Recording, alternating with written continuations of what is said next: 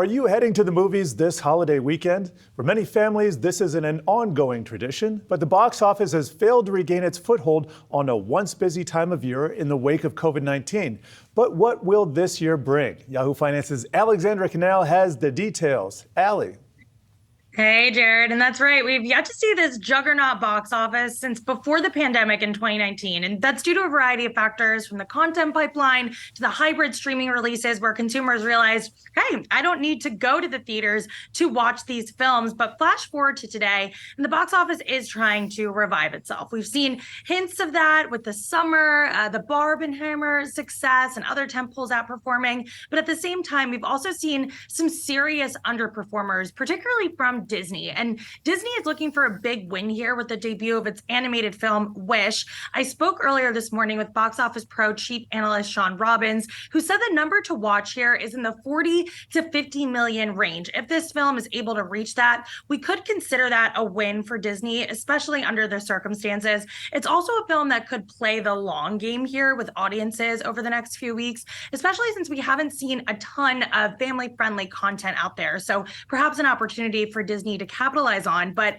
there's no denying that Disney has struggled. I mean, this is a company that debuted Toy Story, Frozen, Frozen 2, all over Thanksgiving weekend. And those films in particular really helped drive the Thanksgiving box office to 250 million or more in that weekend alone. And then if you take a look at last year, Disney's animated film Strange World, massive bomb, just 18.5 million. Even Encanto the year before, Thanksgiving weekend 2021, that only secured around 40 million. So if Wish underperforms here, it's going to be a further sign that Disney has its work cut out for them. Iger has consistently stressed quality over quantity. He wants more wins versus simply more films, but that's all going to come down to strategy in terms of the marketing, creative, and execution of these films. So Disney, a big studio to watch this weekend. Also Apple, they'll be releasing Napoleon in theaters after debuting Killers of the Flower Moon last month. This is obviously a much more adult film compared to Wish, so won't be too much competition between those two movies there.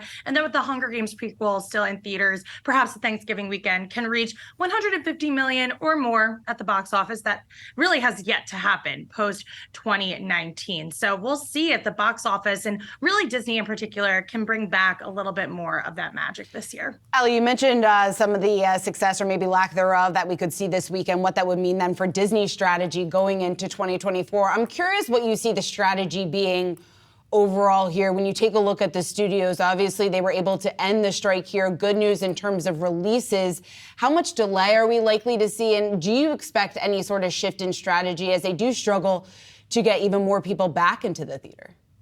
Well, the strikes is a great point, Shauna, because a lot of the momentum that we've seen from the Thanksgiving box office in the past has happened because the fall slate had been so strong. And because of the strikes, we saw that Dune sequel from Warner Brothers be pushed into 2024. So not as much momentum here as we had previously. Obviously, the fact that the strikes have ended, that's a huge win for the studios, but they still have seen major movie delays. There's some films that were pushed into 2025. So the pipeline has always been a critical piece of that story. And particularly for Disney, analysts that I've spoken with have said they really need to program things strategically and get those bigger sequels, get that Frozen 3, Frozen 4, which Bob Iger said it's coming eventually, get that into the schedule and really pack in those types of movies so that you could lift those box office dollars that way. So I do expect Disney to focus more on those types of films that are going to be the blockbuster for them for that period of time, whether that be in the summer, which is always a lucrative time for theaters, or the fall. And again, Bob Iger stressing quality over quantity. There's a lot of oversaturation after the debut of Disney Plus, especially in terms of Marvel and Lucasfilm, some of those Star Wars content. So I expect to see a lot less of that and a lot more maybe animated films or just more targeted films when it comes to some of those big franchises that Disney has.